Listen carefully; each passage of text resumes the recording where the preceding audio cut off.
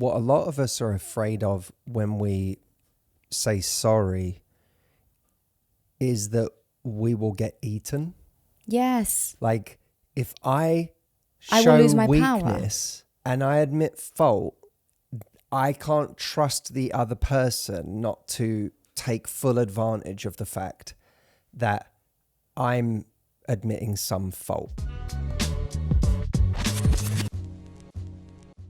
Hey, you seem to have perked up. He's been really miserable all day. He has been a bit sheepish, hasn't he? Yeah, What's going steady on? down. Oh, I was absolutely gutted, Steve. I've been What? beside myself. Why is that, Matt? Yeah, well, that's the thing. You remember the Dating Made Simple event I did on the 20th? Yeah. The one that was attended by, over 10,000 people. Lovely day. I missed it. What do you mean you missed it? I missed it. I was so busy doing the event, I wasn't able to see it. And I wanted to see how I did. That makes sense. Well, you do know you can just go online and watch the whole event again right now. You are a liar and a cheat and a deceptionist. No, it's just a fact. If you go to lovelifereplay.com, you can watch the whole event in its full glory. Here you go. I pulled it up on my phone. Oh, I suppose there it is right there. Sorry about the whole deceptionist thing. No, I mean, it's fine. Well, it does say here that you can only watch this until the 30th of May. That's right.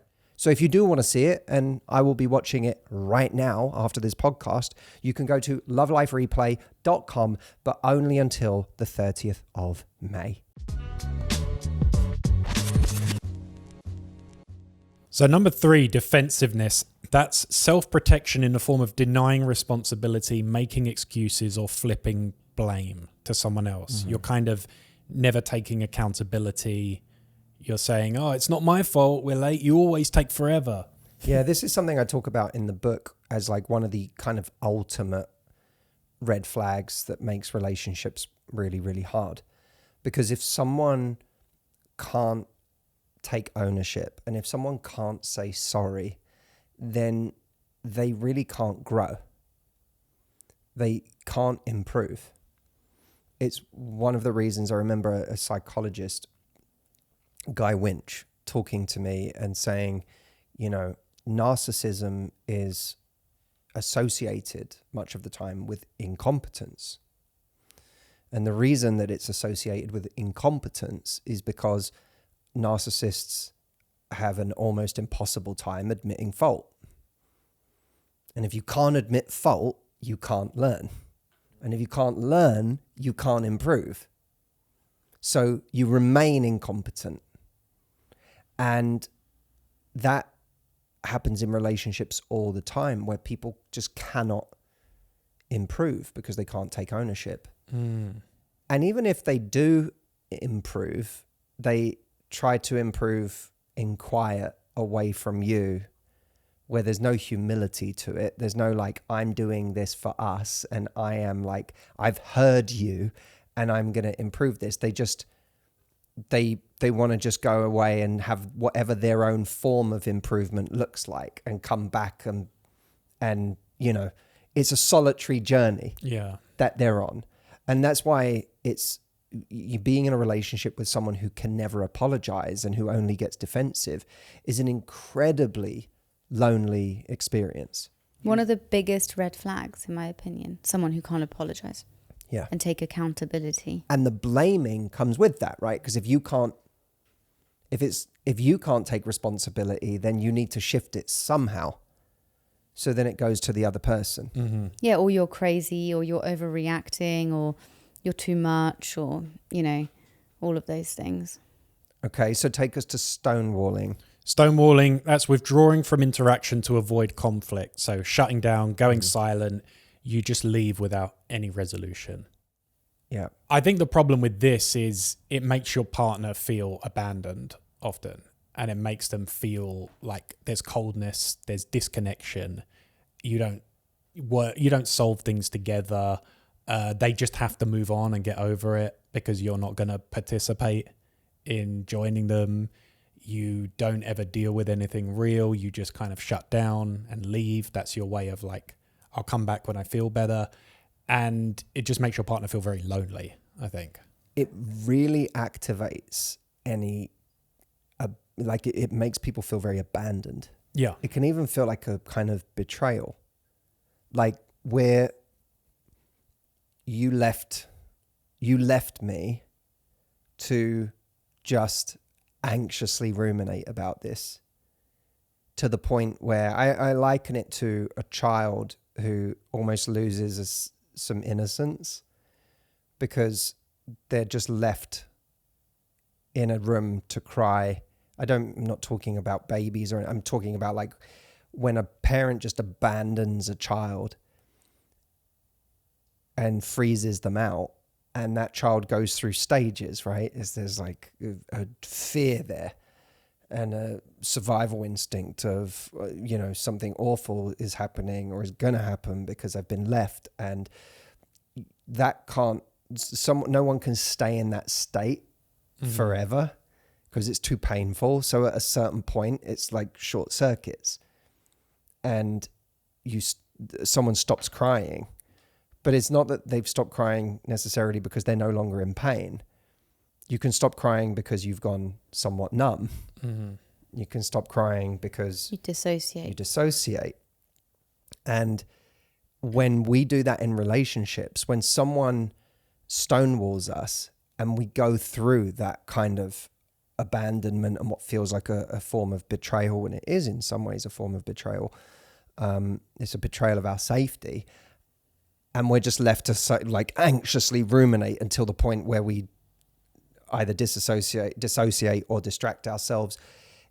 That robs us of a deep feeling of safety. Mm-hmm. It's almost like I now don't trust you with my emotions. I don't trust you not to hold me hostage. Yeah. It now feels like this is a hostage situation, and that something kind of breaks in there. I think there's a loss of innocence in there because you realize we're not playing by the same rules. If I saw you hurting like this, or if I saw you struggling with something, I would want to make sure you're okay. But you saw me struggling with something and you were quite happy not just to freeze me out, but to then come back and just carry on as if nothing happened. I can't now trust you with my feelings. Yeah. I can't, and more than that, I resent you for holding me hostage. Yeah. There's so much there though in all of these behaviors where I think, did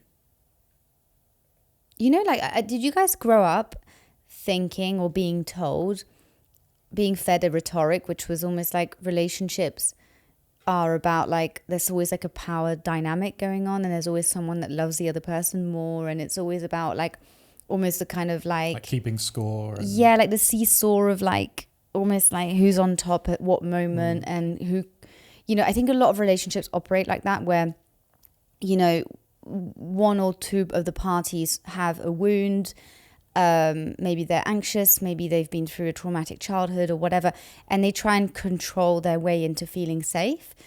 And so when their partner feels, and there's I'm not condemning this behavior because on the kind of more sinister and extreme end of it, you have narcissism. So I do think that needs to be addressed. But,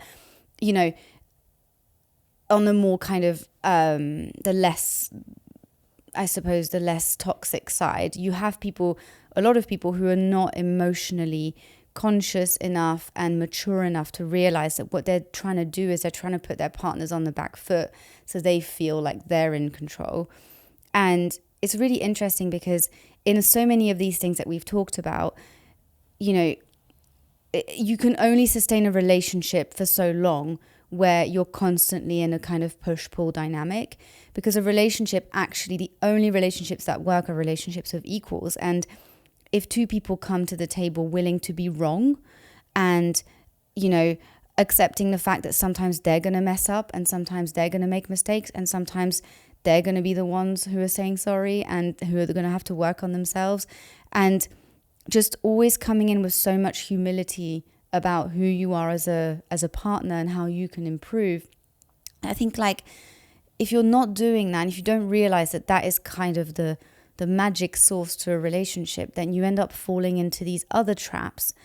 And it's really sad because a lot of people who have these behaviors at the core, they just want to be loved. Yeah, I think what a lot of us are afraid of when we say sorry is that we will get eaten.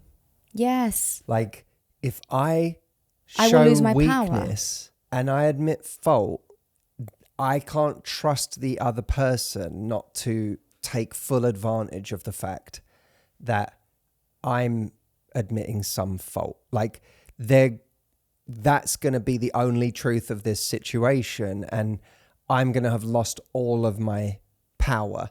And often that's because we came from some kind of dynamic where it was perceived as shameful or weak to be wrong. We felt we couldn't be wrong with a certain person because they would just eat us alive if we showed them a chink in the armor. And so it's like we don't feel safe enough to admit we're wrong. It's one of the things I don't know that it gets talked about enough, that in order to admit fault, we have to feel safe. Mm-hmm. That's so true. And, you know, you, Audrey, are so good at this. You've been a very healing kind of presence for me, because I think I had a healthy dose of that, of thinking that, and it's funny because I think I'm pretty good at taking ownership in life in general, but I think there was a kind of fear romantically of letting my guard down by admitting fault in an argument and being like, yeah, I messed up there in the way I said that, or I shouldn't have done that. And part of that was this feeling of not wanting to be vulnerable, that it would be hugely vulnerable to say I was wrong about that. And you have always been so willing to be going back to the point about criticism. You've always been so willing to be really generous towards my character and to be like, I know you're such a good person. Like, you're one of the best people I know. And I know that where this comes from for you. And you know, I know why you did that. I understand you, and I know where that comes from. And you doing that was like, you know, me feeling very seen. But at the same time, when you would be unafraid to say when you felt you were wrong, and to say, even by the way, in an argument where really it was me, like, I'm the one who owed an apology and did apologize, you would still say, I know I didn't approach that very well. Like, I was upset with you and I really appreciate what you said. And I know I didn't approach this conversation as well as I could have, or I know that I didn't, you know, like that also, like there was something healing about that, because I realized it didn't have to be either or. Well, if you're arguing, you should both be sorry, because you shouldn't be arguing. And it's sad that you as a team, as a group, you know, two people, as a pair of people, are having this fight. And if you're not both sorry, something is wrong. Unless it's literally a person sat here going, calm down, I don't want to fight, you know, blah, blah, blah. And then the other person screaming at them, in which case, yeah, there's a person who should apologize and someone's literally done nothing wrong. But often if it's an argument, you're having a back and forth. Yeah. And so there's something for both parties to be sorry about. But I think that if I were to define how I think you show up to situations, there's a real sense of strength, and you know, call it strength, call it confidence, call it standards, but there's a real sense of strength about, it's important someone owns it when they're wrong in your life, but that gets blended with humility, where you're able to share whatever part you played, and generosity of spirit, where you're able to fully acknowledge that someone, like the best parts of someone, at the same time as they're apologizing. And that has, all three of those things together have a very, very potent effect. And I think that that's, in a way, it solves so much of what we're talking about here in terms of criticism, contempt, defensiveness, and stonewalling. If you can have a healthy mix of standards for yourself, you know, self-respect, that people own problems around you or own the things they do wrong around you, but you combine that with humility and generosity of spirit, that makes for a really, really great relationship. Well, if you all want to restore your hope in love and the ability to find enduring love, go over to lovelifereplay.com, because you can watch the replay of the massive live online event I did on the 20th of May. We had thousands of people show up to learn and to get a plan for how to find enduring love in a time where dating feels horrible.